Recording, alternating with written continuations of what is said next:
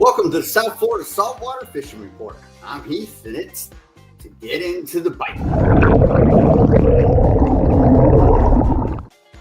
All right, folks, welcome to the show. South's ultimate resource for everything local fishing. We're going to go over what's biting and where it's being caught.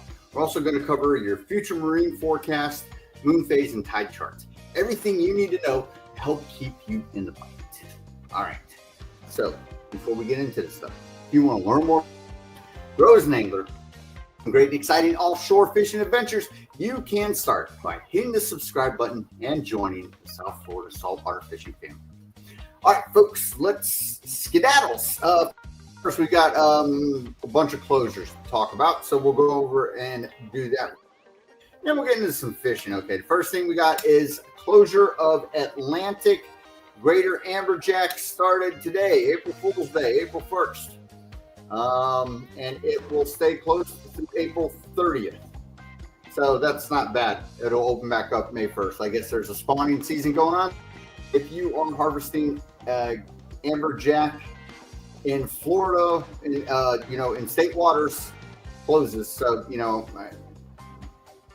I read these all the time. I'm curious about this because I see lots of charter boats and stuff still harvesting them.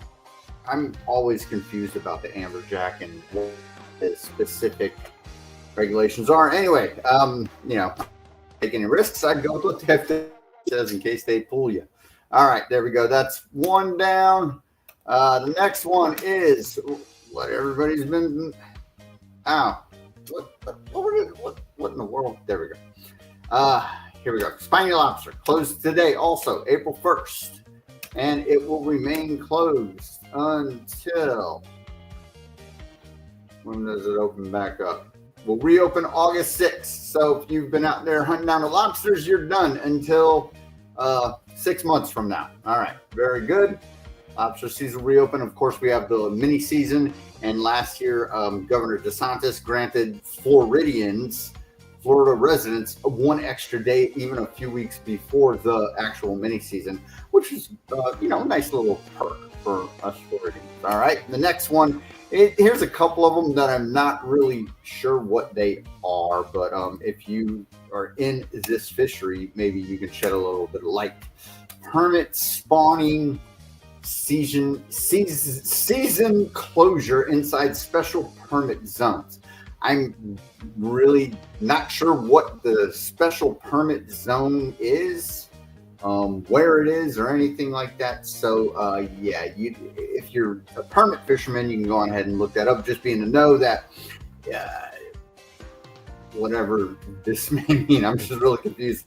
I'm not much of a permit fisherman. That's backcountry, shallow, skinny water stuff. Also, they're out on the reefs on the West Coast and stuff too.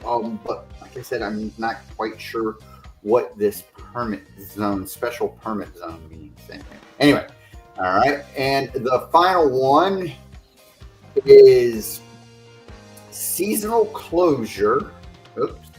Hold on. Let me bring up the screen real quick. Seasonal closure for the Western Dry Rocks. Again, another thing. Here's the GPS coordinates where fishing is closed because of multi-species fish spawning near the Western Dry Rocks. I'm not 10 miles southwest of Key West is what they're saying.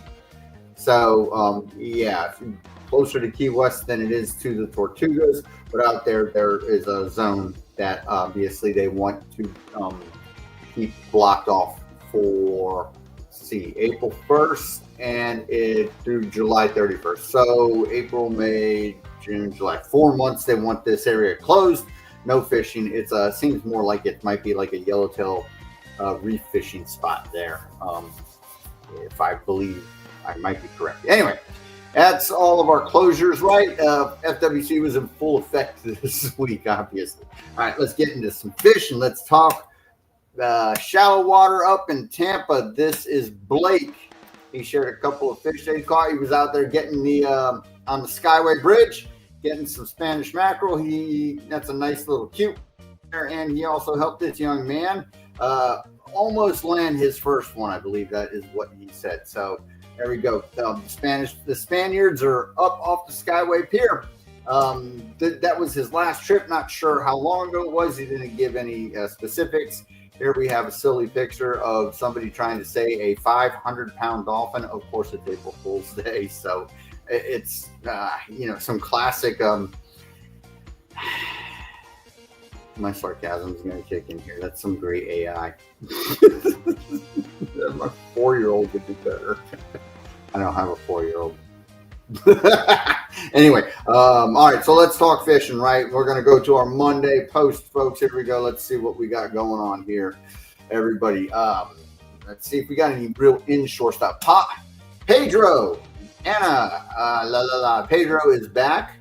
Super jet lag from Japan, out of Jupiter, on sand fleas and fish bites in the pompano bite. He says that they are the pompano run is happening, so they're going to be thick for the next couple of months is what his little inside intel was. So if you're a land-based fisherman, pompano, get you a chicken rig, and sand fleas are typically the go-to bait for them.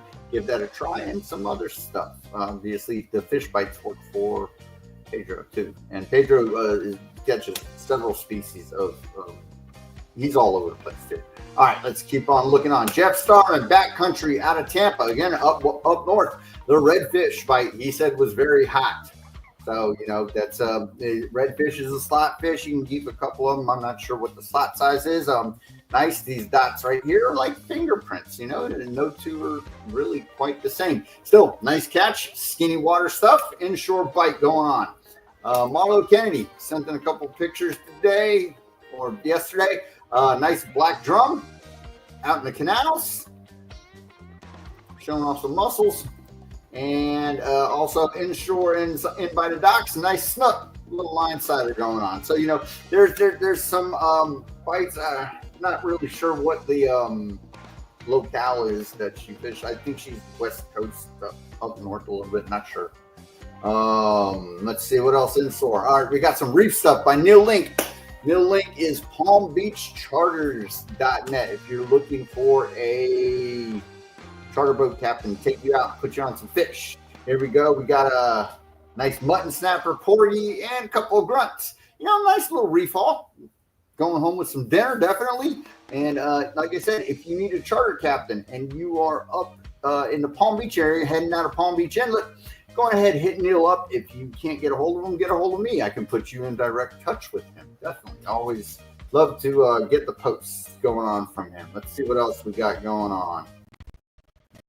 Anything reef-wise? I saw something. This is from Joel Broward. Nice black grouper. Too bad it's not May 1st. Going back in the drink, and he said he got a couple of undersized not undersized, barely legal mutton, and a couple of yellowtails. So you see the snapper fishing is still pulling off. It'll be hot for a little while to come still. Grouper season is right around the corner, folks, and we'll be able to actually keep a couple of those. I think gag grouper is going to be a limited season, but we'll go on. All right, let's head out to the deep reef a little. This is Jim. Nice little African pompano.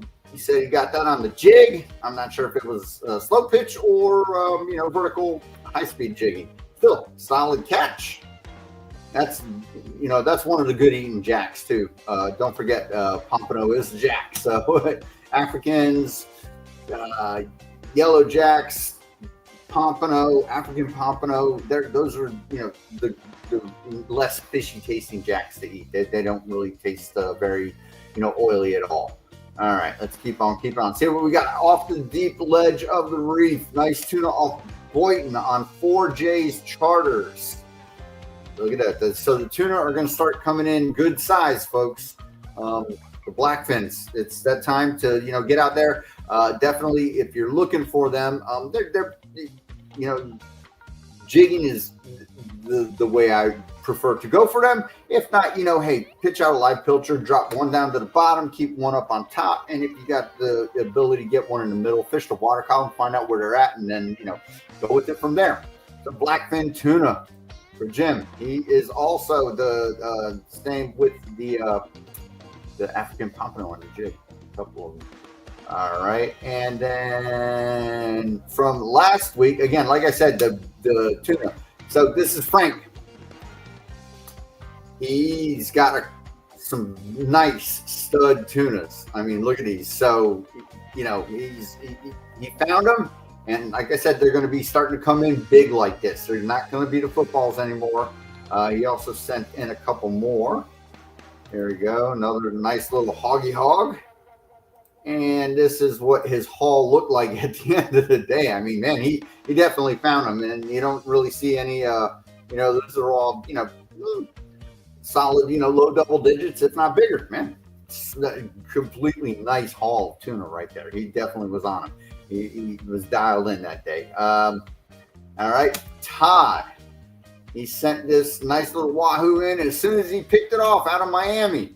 The little wahoo, you know, they're scattered, but they're still swimming around. They're going to be here for a little while. I mean, they're always here, right? But it's not, they had their March run. Now they'll show back up in June, and then they'll show up again in the fall, you know, and you know, it all depends upon the year as to which run they are more eating with, like reckless abandon. So we had a very good March full moon for the wahoo fish. And hopefully June they'll show up.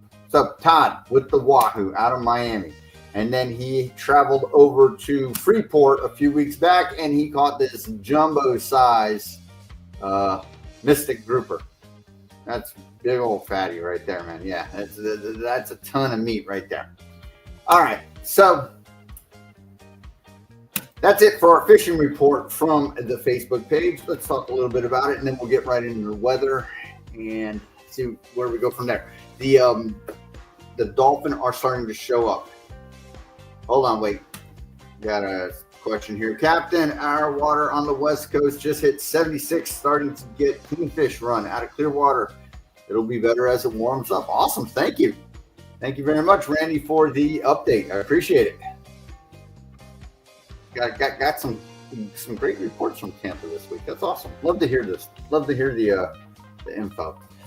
All right, so I noticed lots of boats are starting to bring in some mahi, so we might get an earlier run. I know May is going to be the time to do it, but you know, if you're really willing to go out and do it, it's April. You know, go out and find you some debris. I wouldn't just aimlessly blind troll. You might not find them ever. Get out there, and the dolphin are starting to do it. Kingfish bites turning on, as Randy said. It's going to be all over the state. As the months went on, again, our false albacore are going to show up. So we got scattered wahoo, right? The snapper bite is good. Go over the reef if you're really not hitting. If you're striking out every time, give reef fishing a try. Make sure you got some current. You can drift for the muttons over, you know, a little bit deeper, or you can park it in about 60, 70 feet and go for the yellowtails. Make sure you have chum. In that 30-foot range, you'll find your mangroves and your lane snappers. What else? The dolphin are starting to show up, which is the exciting time of year. We've also going to have the big, fat, jumbo-sized blackfins swimming around in the coming, you know, weeks to months. So that is our fishing report and what you have to look for. Let's do a little bit of weather and get on with life. So we'll start out with windy. What I could say is that there's a front that's stalled up to the north. It's going to fizzle out, not really do nothing, but it is going to make our winds pick up. Today was like the best day, as we spoke about last week before our internet gave us major problems. Today is the day to get out. After this, the wind is really going to start picking up throughout the rest of the week and into the weekend. So it's going to be a rough one out there. Be choppy. Not even sure if it's going to be doable at all, folks. So let's check it out, right? This is today. Look at tomorrow, 6 a.m., right? Like I said, the wind's kicking up. So again, this is windy, okay? If you are new to the channel, all of the websites we are going to visit are in the description. Just click on them, use them at your disposal, learn how to use them. Windy is really cool down here. Is a color-coded chart. It tells you in knots the speed of the wind and the direction. If you're on a PC, not on your phone, you can look it up on your phone. But if you're on a PC, you can click in any particular spot. Let's say you want to look and see what it's like in Boynton. click on it and it will tell you, there you go. We're 13 knots from the southeast tomorrow morning. So windy is pretty cool like that. Again, that feature is only on PC. It's not on the phone. So tomorrow, it's blowing rough. West Coast is getting it too, but they're on the leeward side. So, you know, the West Coast is really going to not have bad wave heights. It'll just be windy down in the Keys. The whole East Coast looks like they're getting it until you get up further north and the wind starts turning more northwards. But like I said, you know, for basically the general East Coast fishing down all the way down to the Southern Keys, it's blowing. All right. Tomorrow afternoon, it's not looking any better. These are mid to upper teens, upper double digits, in between 15 and 20 knots, right? And we can say miles an hour. Knots is 1 knot is 1.1 miles an hour. So if I said here we're at 16 knots, we can say 16 miles an hour. It's pretty much the same, 16, 17 miles an hour. All right, so that's tomorrow afternoon. That's Wednesday. Thursday morning, the same. Like I said, the winds are going to be ripping all the way through to the weekend. Here we go. See, Thursday afternoon, the same stuff. Still high double digits, right? 17 knots from the east, all the way up the coast and all the way down. Friday morning, same thing. Friday afternoon, let's up a little bit, but not much. You know, the West Coast is really, you know, they're in the 2 feet of water that they got. They're protected. The bay and Skyway Bridge and all that looks like they're going to have some nice conditions going on. So you can get out there and, you know, start lacing into the Spanish mackerel and see if the kingfish, like you were saying, will show up in shadow. Saturday, 8 a.m., more of the same. Saturday afternoon, good stuff. Yes, thank you, Randy. I appreciate any inside information I can get. Yeah, you guys are looking good up there. Stop. Computer doing a thing. All right, Sunday, more of the same. Like I said, the winds are going to really remain throughout the weekend, and let's see what happens. So Sunday afternoon, it looks like they start to peter out just a little bit. Monday morning, it's still ripping, right? We've got this southeastern wind just blowing up, and it's going to what it's going to do is it's going to increase our chances of rain are going to stay low throughout the week, I believe, but it's going to elevate our temperatures, that onward, that windy breeze. So it's going to make it, you know, the sea breeze. It's going to keep it a little cool, but we're going to be in the 80s, definitely. If that made any sense. Hopefully I didn't say it backwards. The breeze is going to keep us a little cool, not elevate our temperature. Let me be clear on that. Now, when I say a little cool, what I mean is instead of it being 92, it'll be like 85. All right, so this is Monday. Tuesday, again, more of the same, ripping from the south. You know, 18 miles an hour, 19 miles an hour from the south. Tuesday, that's even worse. Then it looks like it starts actually going a little bit westerly. The more north you get up there towards Cocoa Beach, Daytona, in between there.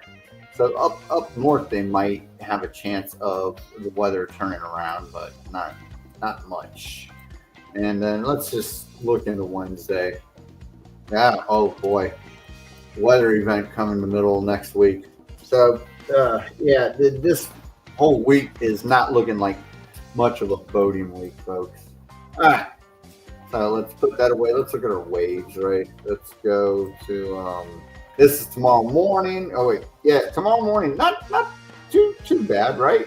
2 foot at 4 second period. And this is going to be the end of it. After that, when the wind kicks up and starts, you know, pushing the waves. Like I said, tomorrow afternoon, 3 feet at 4 seconds. It's starting to be a little choppy. Into Thursday, we're looking at, that's where our winds start really picking up 5 foot seas, right? Our West Coast, if we look in our Tampa Bay area, you know, it's getting a little choppy around the bridge area, but not too bad. You know, doable, nice breeze going on, definitely. So, Thursday afternoon, same stuff. Big waves, 5-foot waves. So 4 to 6 foot seas, 5-second period. Very choppy out there. Not really safe. Definitely um, watch the winds. If you are heading out, use your inlet cams. See what the conditions are and make sure that it's not entirely way too crazy to make it dangerous for you. Friday, same thing. We're looking at 5-foot seas, elevated seas all the way. 4 foot Friday afternoon. Saturday, same thing. 4-foot seas at 5-second period, all the way down into the Keys. Right? It's the same thing. 5 foot there. Miami, Fort Lauderdale-ish, all over area. Even here on the West Coast, right? If you look and see how much this weather is affecting it, they even still in state waters, they're looking at getting a good bump, even though they are on the leeward side of the peninsula, right? It's just the fan has turned on again, folks, and it's staying steady. And that's what we can say. Again, more of the same, right? 4-foot seas. This is Saturday afternoon. Sunday, nothing much has changed. Sunday afternoon, it looks like it lets up a little bit. 3 foot at 5-second period. Monday, it looks like it's going to give in a little bit. So next Monday, even though we've got elevated winds, they're calling for, a little bit of the subdued seas. So, if you've got the availability and you can head out during the weekdays, that's looking like the day to do it, Monday, right? And let's see what happens in the afternoon. Picks up a little bit as the breeze, that breeze goes on. Tuesday, it's going to be choppy, but definitely, as in the morning. So Monday and Tuesday in the mornings, you're looking at 2-foot seas, but a short period, right? So it'll be choppy, not going to be completely unrealistic to do Monday and Tuesday, right? It's going to be breezy, definitely, but not crazy that, you can't get out there. The smaller vessels might be, have a bit of a wet ride, but, so this is, as Tuesday, 7 a.m., right? Monday is looking like the better day.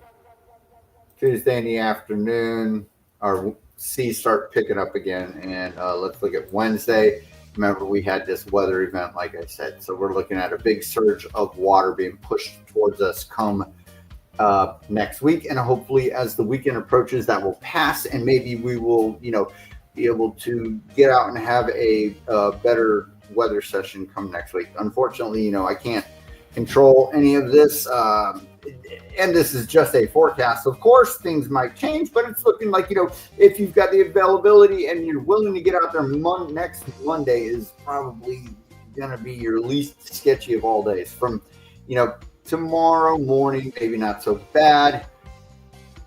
Throughout the rest of the week, it's looking insane. Let's take a look. Let's go back to tomorrow morning and look at our rain and see what we got. It's like I said, it's going to be, there's a front up here. It's going to stall and it's going to fizzle out too. So not even going to come near us. And it's not a cold front. It's just a front. Tomorrow afternoon, dry. Like I said, we're looking at drier conditions throughout the rest of the week. Not much of a chance of rain. Little stuff, just moisture in the air, not really even rain. Friday, dry, little stuff in the afternoon, but nothing much, just clouds and moisture. Not really looking at anything. Saturday, Sunday, again, these are all very breezy days, but dry days. Monday is the day we're looking at where it looked like it might lay down fairly good in the morning. Looks like dry conditions too. Friday. Noon, Tuesday, and then here comes there's gonna, obviously it looks like a front's heading down Tuesday evening into Wednesday, and it'll pass so we'll have some rain activity next Tuesday night, right? So Monday, tomorrow, if you got a chance, doable, not impossible. Monday morning, first half of the day, not exceptional conditions, but hey, if you're itching to get out there and wet a line, get out on a boat and, have a little bit of fun, those are the days to do it. All right. So now let's switch over to WindFINDER.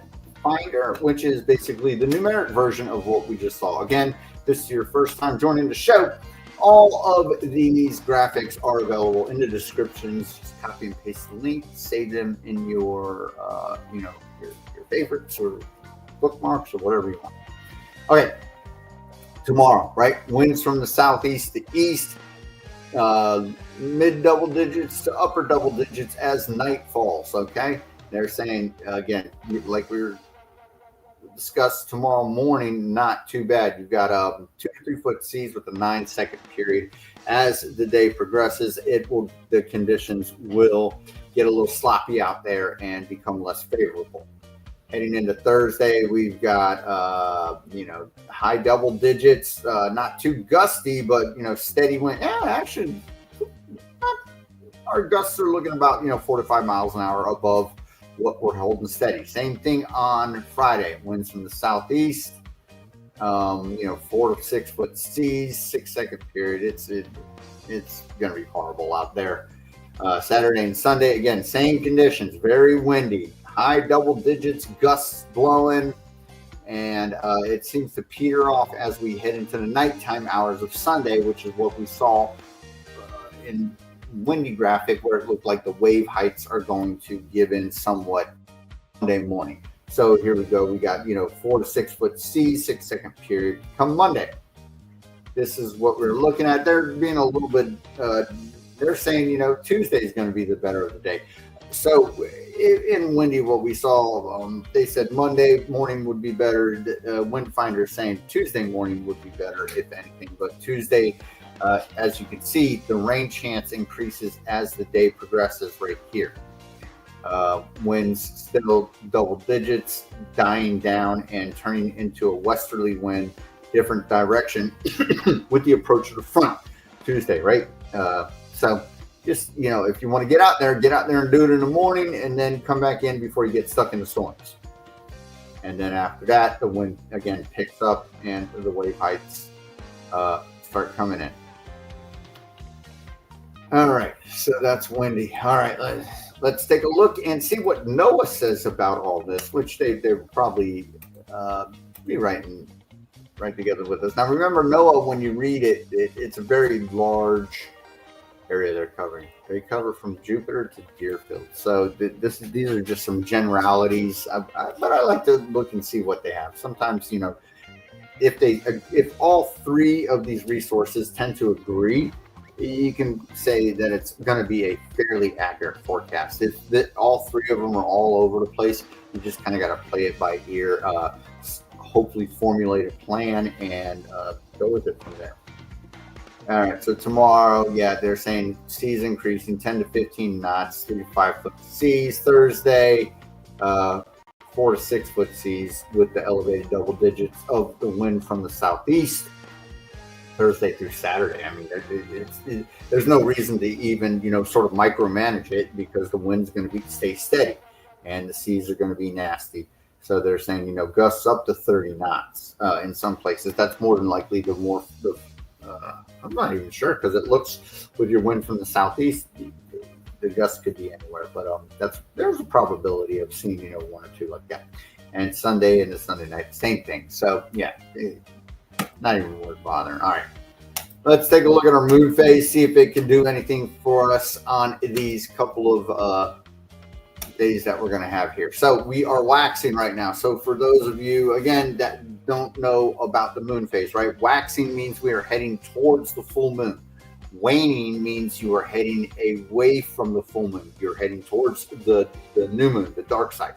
So waning is the dark side. Waxing is heading towards it. And just think about putting wax on a car, right? Okay. So right now we're at 15%. That's today. Wednesday, 24%. Thursday, 35%. Friday, 46. Saturday, 56. Sunday, 67.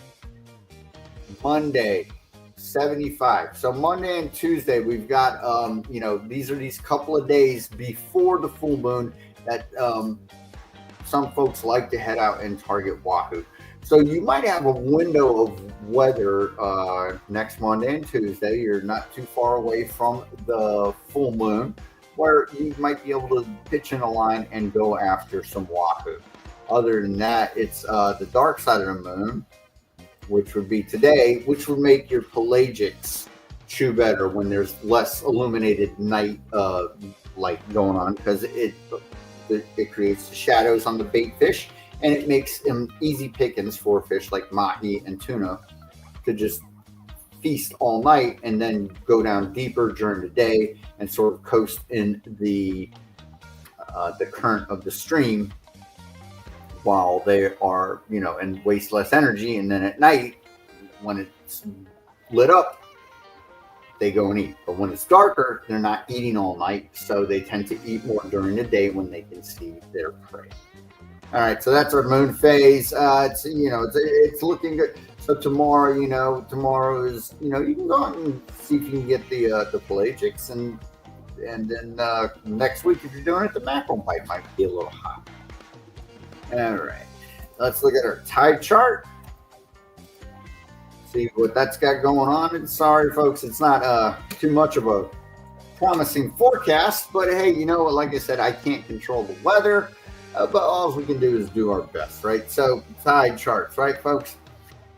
Tide charts are all very important when it comes to fishing your inlets, especially if you're a land-based fisherman. If you are fishing the inlet and fishing that water flow, you want the outgoing tide, the falling tide. You don't want the incoming tide. If you are fishing the falling tide, that's when the fish are there. If you're fishing the incoming tide at an inlet, let's say you're on a jetty or anything, you're going to catch nothing. You're fishing for rocks. You have to fish the outgoing tide. And again, the same thing goes with it as to what time of day it is. So if you have your outgoing tide in the morning time and in the evening time, it is more productive. Like it is right here, the outgoing tide in the middle of the day is going to be less productive. The fish tend to feed less. So let's look at tomorrow. We've got, we're at the tides are changing. It's starting to come in as the sun is coming up. Thursday, we're right at a slack tide. Friday, we're at the end of the outgoing tide as the sun comes up. Saturday, so as we head into next week, early next week, because the forecast doesn't go any further, as the sun comes up Monday and Tuesday, you will be at the top of the outgoing tide, which would be the prime chance to go and do some fishing, fish that inlet, right? You can troll in front of it, you can jig in front of it, you can fish the reef in front of it. You can also, if you're a land-based guy, go on and you can hit the jetty. Also, it works the same with the afternoon. If you go and you want to get that afternoon bite off that jetty. So just think about that, and watch your tides, because fishing that water flow from inlets is tide specific and daytime specific. Okay, folks? All right, so that about does it for our fishing report. So before we head off, folks, if you're in the market for some fishing clothes,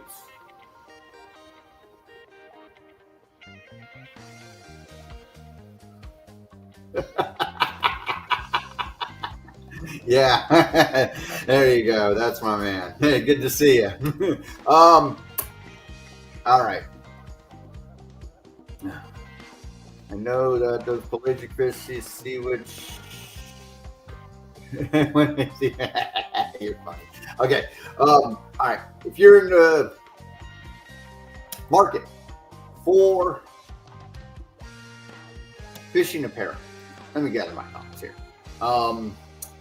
There are the South Florida Saltwater Fishing shirts from our sponsor, WindRider. These are the UPF 50 shirts. You can get they come and you can get the logo, South Florida Saltwater Fishing brand. Get it on the front, get it on the back. They got all sorts of shirts. They got shirts without hoods. They've got shirts that have hoodies and gaiters built in. All sorts of, this is the one I have with the American flag on it. You can get them. There's different colors. There's all sorts of different goodies going on with them. Like I said, you can get them in of course, it's not showing me that different color, But they come in all sorts of different colors. You can get them with, different designs and graphics on them. And again, these are the UPF 50 shirts. That means you don't got to wear sunscreen underneath them. That's why I really like them. And they dry quick. If you get them wet, they're fairly stain resistant, and they keep you cool in the summer, keep you warm in the winter. So, just if you're in the market, hey, check it out. The link is in the description. They're all always about the same price. These are quality shirts. They're not junk. It's not like something from Temu. WindRider is a solid company to, check out their fishing gear from. So take that for what it's worth. All right. Before we sign off, folks, I just want to invite everyone, if you are on Facebook, right, go on ahead and I invite you to join the South Florida Saltwater Fishing Report, right? It looks like this right here, underneath it, right here in red. You can't see it because I'm the admin, followed by this blue stripe. It says report. So South Florida Saltwater Fishing. Go on there. Find the Facebook group. It's not my business. It's not the YouTube business page. It's South Florida Saltwater Fishing page. It's a group. Type in South Florida Saltwater Fishing Report and it'll bring this up. You're asked to join. It's a private group. I don't want bots in here harassing people for their information and sending you out advertisements for useless junk that you don't want. So you have to answer a couple of questions. Hey, what's your favorite fish? And do you agree to the rules? The rules are simple. No loitering, no harassing people, no YouTube videos, none of that stuff, right? I do support charter captains, drift boats, anybody who wants to, dump some information on here. You want to promote your YouTube channel? Cool. Of course, I'm not that guy. I definitely promote YouTube folks on here. Influencers, whatever you want to call yourself. Hey, it's you post your information, and if you put something on, it's guaranteed that you will show up on the weekly live show. Now, if you do send me a message, let's say you send me a message through my the South Florida Saltwater Fishing page, like through Messenger, and I might goof up and not get to it. So be sure, if you want to see your stuff on the show, hey, join the group. And every Monday we put out a link like here and here, and we just go through everybody's catches and comments, and make it worth everyone's while to see if they can keep into the bite, right? Share some information. All right, the South Florida Saltwater Fishing Report, Facebook. If you're on it, go on ahead and join. All right, folks. That about does it for this episode. Hope you had fun. Hope you enjoyed. And sorry, the weather is going to be crap. So we'll see you next Tuesday. Till then, South Florida Saltwater Fishing, going wherever the cool wind takes us. Oh.